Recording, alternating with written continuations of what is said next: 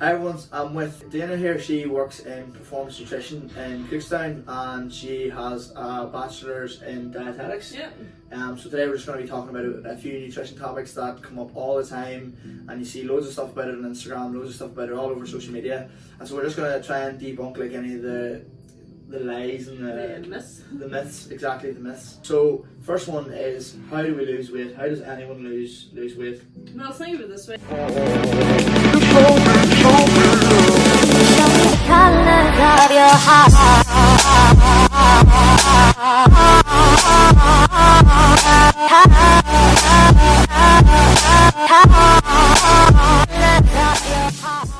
To maintain body weight, you have to ingest a certain amount of calories per day.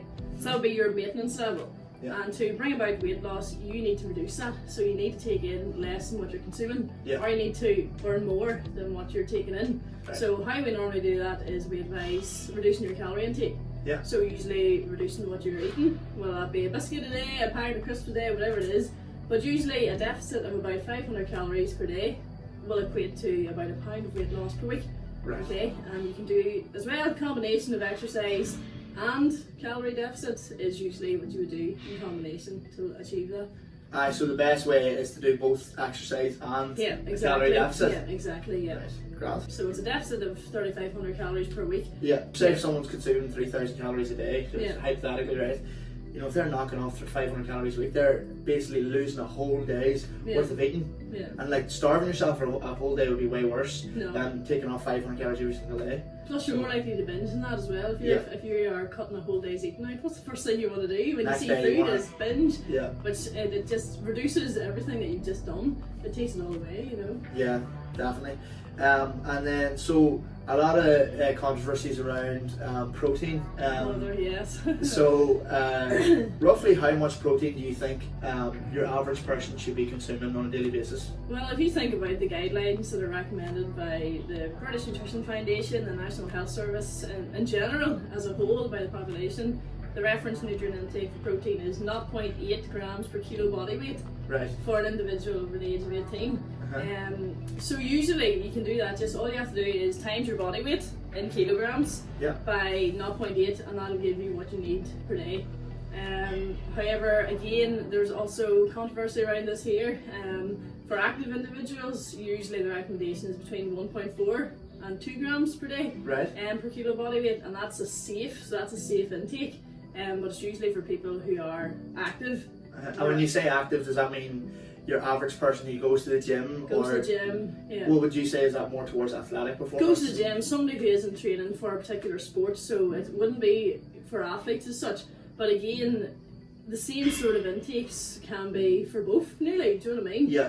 It just really depends on your goals, the intensity of your fitness, the type of training that you're doing, what your goals are for body composition. Are you trying to build muscle? Are you trying to lose weight? What are you trying to do? And that really dictates what your protein requirements are going to be. And so do you think then there's much of a difference, say, because obviously some people watching this here won't be just your average gym goer, you know what I mean? They'll be training for some sort of sport, whether it's football or hockey or whatever it is, you know what I mean, whatever sport it is.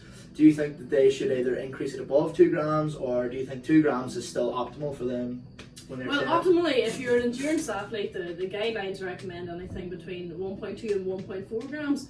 Because you're not really building any muscle or large amounts of muscle mass there. It's just for recovery is what people in endurance will be taking it for, really, isn't it? And to maintain the lean muscle mass that they have. Whereas for strength athletes, power athletes, it increases a wee bit further. So it'll be anything between 1.2 up to 1.7. But that's not to say that you have to stay within that, because anything again up to 2 grams per day is completely safe, and the research backs that. However, for people who are on a calorie deficit, who are trying to build muscle and retain the lean mass that they do have, or for say bodybuilders, research shows anything up till 3 grams can be taken, and for benefits to be achieved through that. But that would be, not for your average bodybuilder that comes into the gym. This would be for an athlete, a hardcore athlete. Athletes, what happens if they do take over 2 grams? Is there any adverse effects or? The only really adverse effects associated with excess protein is if you have previous sort of kidney damage or renal damage or dysfunction. So it'd be people on dialysis, for example. They're encouraged to completely avoid excess protein at all. It's not safe for them at all. But if for you and I, we consider ourselves to have healthy functioning renal systems. It's entirely okay for us to consume up till 2 grams protein per day. So under 2 grams is good, but if you do consume over it per day, I suppose it may lead, but the research suggests if you have healthy functioning kidneys, you're okay. You're okay. As long as it's not consumed in the long term. Yeah, in the health and fitness industry, lots of talk around good foods versus bad foods, or like superfoods or all this stuff. If you want to just touch on, what is good foods and what's bad foods, and like what is the whole myth that surrounds it? Yeah, well, for me anyway, I don't really believe in labelling foods as good or bad. I don't know why anyone would do that, attach your feelings to food, because it can lead to such bad habits. And so the way I would prefer to label them is as less nutritious, i.e. your bad foods, or more nutritious, as in your good foods. So what I mean by that is a less nutritious food could be something like your crisps, your snacks, your biscuits, sweeties, your refined sort of breads and stuff like this here, your white breads. Whereas more nutritious foods would be your fruits, vegetables, whole grains, nuts, seeds, and different things like that there. So basically, your less nutritious foods you should try and consume less of, not cut them out, but still include them as part of a healthy, balanced, varied diet. The key word here being balanced. Do you know what I mean? Keeping it in a balance and trying to keep it consistent as a whole. Don't be cutting it out and then going on a binge, for then it's going to lead to a horrible cycle of you binging, feeling guilty. What do? Comfort eat, feeling guilty again, and it's just this complete cycle, and then you're back to square one after maybe a week of training, eating healthy. This is as you say, then you have a binge at the weekend, and then you overdo it and you do it in excess, and all the work you put in the week before is wasted. It's completely wasted. Like, whereas if you had that donut when you wanted it, instead of going being like, I'm not going to eat that there, I'll save it to the weekend, and then you have 5 or 6. Exactly. Whereas if you had it during the week, you maybe would have had 1 or 2, and that would have done you for the whole week. Exactly. It all works out. Like, it's all about your calorie intake and trying to maintain that and within your calorie deficit. You hear it all the time. Oh, what's the first thing you want to cut out? The carbohydrates. And it's just like, why are you doing that there? It's not as if carbohydrates aren't bad on their own, protein isn't bad on its own, and fat isn't bad on its own. It's if you eat too much of any of them. And it comes down to calories, it's excess calories. So an excess in one of those macronutrients then will put on weight? Exactly. Yep. Yeah, it's an excess of calories overall, it's not just the individual macronutrient. You don't have to cut them out.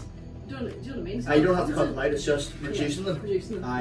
And that's what we're trying to preach here, is creating a balanced diet. Do you know what I mean? In a deficit, but balanced. Do you know what I mean? So you can still have, even in a deficit, you can still have some of your quote unquote bad foods or less nutritious foods. You can still have them, but it just means then that takes away from more of your calories for the rest of the day. You know what I mean? From your carbohydrates or your proteins or whatever your less nutritious food is. Like, a good way of looking at it is, if you knew you were having a takeaway, well, try and cut out a few calories from the days previous to that. So cut out an extra 200 calories the Monday, Tuesday, Wednesday, Thursday, Friday. Because then you'll have, say it's 200 calories a day, but there's 1,000 calories then you have to spare at the weekend. That's so it. Then go and have your pizza on a Saturday night. And you're not over, you're still in your under. Yeah, exactly. I had been speaking to a few clients as well, and they had said about portion control, and I was just explaining how people often don't know how many calories is in something or the correct portion sizes of something, you know what I mean? And we talked about how if you buy a pound chocolate bar of, say, dairy milk or something like that, there it'll say 180 calories per serving, but if you look, sometimes the per serving is only 3 squares. Exactly. And some of them think that's 180 calories per bar or per, you know what I mean? Whereas they don't realise one serving is actually just 3 of those wee pieces. Exactly, well, this is it. You have to be so careful and read. It's so important to read the labels on nutrition nowadays. And I've been cut out myself.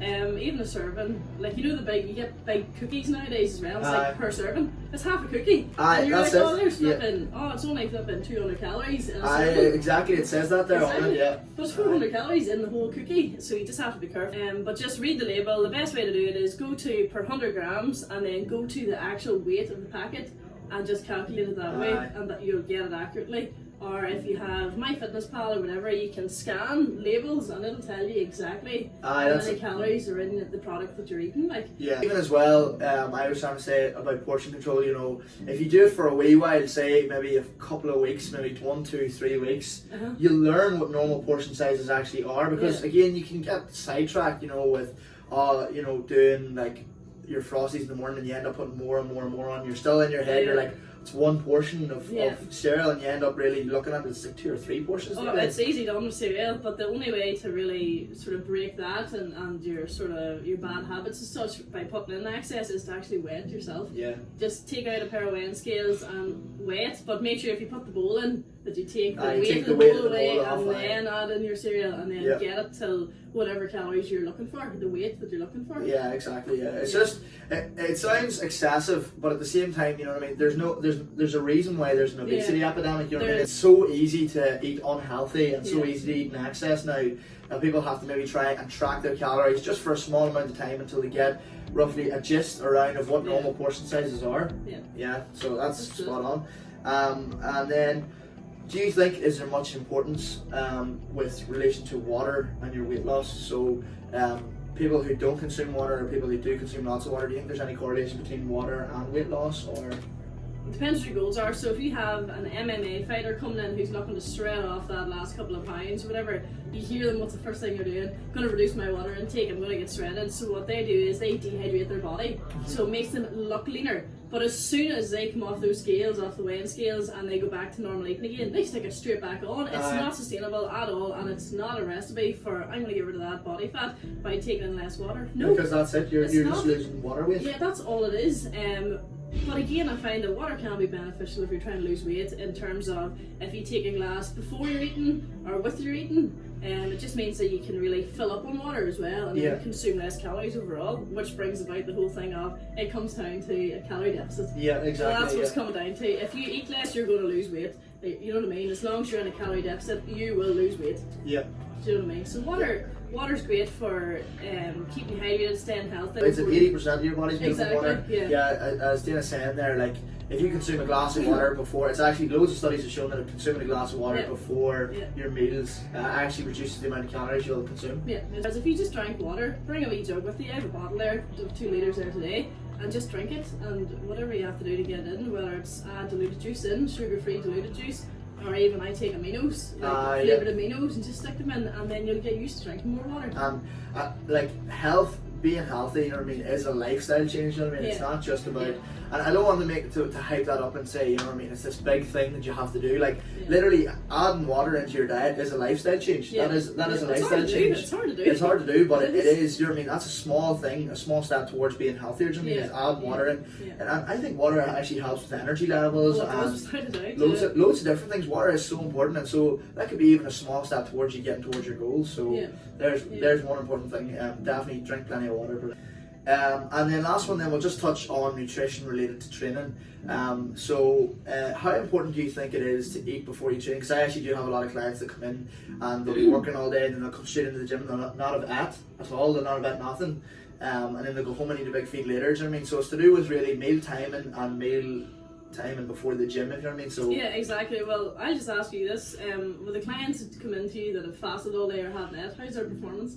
They're usually, like, on the days that they do eat, they perform better than the days they don't. Well, this is it. That's what it comes down to. If you're looking to perform well, burn as many calories as you can, put as much effort into a session as you can, you need to be eating beforehand. And it's suggested you eat, within the 2 or up to 2 hours before your workout, and the previous 6 hours up to then. You want to be getting food in, particularly your carbohydrates for your energy levels. That's where they come from. Even eating a small snack up to 2 hours beforehand, within that there, say a banana on toast or something like that there. It's handy, like, it's fast. Rice cakes, peanut butter, whatever you need, just eat something. But what I wouldn't recommend is eating like a big full meal, say like a creamy carbonara beforehand, because it can really cause like GI discomfort, like it's not pleasant when you're trying to train or squat or deadlift and your stomach's full, you flipping out a steak of peppercorn sauce and it's just lying in you, like, it's not pleasant. If your session's at 5:30, 6 hours prior to that would be about 11:30, isn't it? 11:30. So as long as they're getting something in around lunchtime, 12:30, 1 o'clock, 1:30, whatever their lunch break is, making sure that they're getting a balance in, so like a meat source, a veg source, and a carbohydrate source, and making sure that they're nice and full, they're drinking plenty of water in between hand, maybe have a light snack at say 3:30, 4 o'clock. If you can squeeze something in. A banana, a banana sandwich is usually a good option to go for as well, like just get it in, a bowl of oats, yogurt, fruits, whatever it is, or whatever. Yeah, definitely. Stop. It's probably as well. It'll stop being as hungry after, and then again overeating and being in that bad cycle. You know what I mean? So, a pleasure having you on, Dana. And thanks very much for coming in and chat to us. And what's your Instagram in case anyone wants to follow it? My Instagram is DS Fitness and Nutrition. If you need anything at all, just pop me a wee question and I will get back to you. That's great. Thanks very much everyone for watching, and hope you benefit from that in any way possible. Color of your heart.